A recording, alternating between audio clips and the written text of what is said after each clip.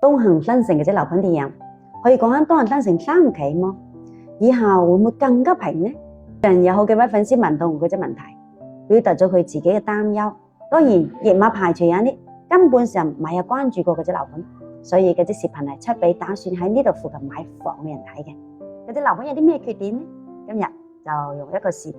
嚟講解關於東行新城3期嘅樓盤嘅優缺點，以及講講目前嗰隻樓盤嘅定價同埋佢嘅價值是否匹配。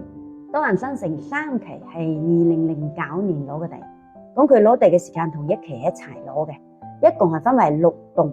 咁佔地面積咧係8萬方，建築面積係37萬方。目前3期咧已經係全部現房噶啦，3米嘅層高，最高嘅咧係32層。咁佢分別嘅面積有97平方嘅3房，106平方嘅3+2，145平方嘅5房。目前賣緊嘅均價係在4300到4600之間。東行新城嘅書包係屬於大8小學同埋大4中學嘅。我個人認為佢目前嘅定價、佢嘅價值同埋佢現時嘅樓盤係匹配嘅。咁佢個戶型嘅使用率相對嚟講還可以，都基本上可以達到所購買嘅建築面積。其中不足嘅呢就係有2個點：一，佢個車位配比，多個車位嘅配比呢係1:1，小車位嘅配比呢係只達到1:0.6。二，佢嘅物業管理費係1.2蚊一平方，電梯費係30蚊起步，75蚊封頂，每隔4層就升5蚊。如果想從費用方面慳一啲嘅話呢，比較實在啲嘅話呢，咁我就建議冇算太高啦。目前我個人認為可能要吐槽一下呢，就係嗰隻樓盤嘅大門口嗰條路未係做得好理想。3期呢邊呢仲未有整出東行新城呢個名稱出嚟嘅。如果講對嗰隻位置嘅地方唔熟悉嘅話呢，可能人哋講東行新城嘅3期都算，可能好多人都唔會知道，未必揾得着。不過我相信隨住時間嘅推移，佢亦會搞得越嚟越好嘅。周邊嘅配套有啲乜嘢呢？就目前嚟講，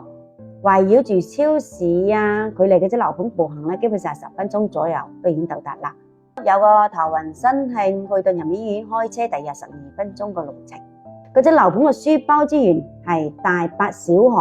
大4中學，距離大8小學步行嘅話咧，大約係13分鐘左右可以到達。如果講話去4中嘅話咧，開摩托車就大約12分鐘左右。最後總結，如果你嘅老家係在高坡、常文、西江、北界、城南捷樂、水口高嶺、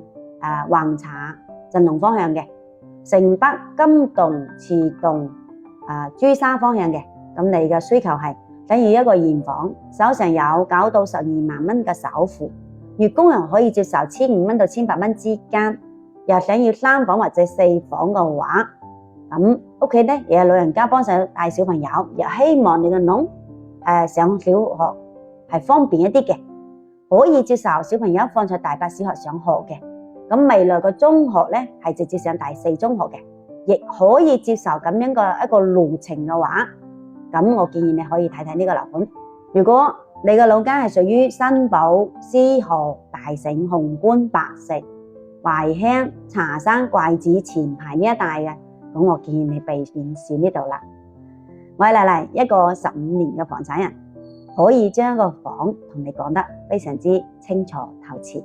隨機插播一條信息，請大家注意，最近收到好多粉絲朋友嘅反映，有人喺評論區直接私信客戶講關於房嘅事，非麗麗本賬號聯繫，請冇理會，謹防上當受騙。我係麗麗，我哋下期再見。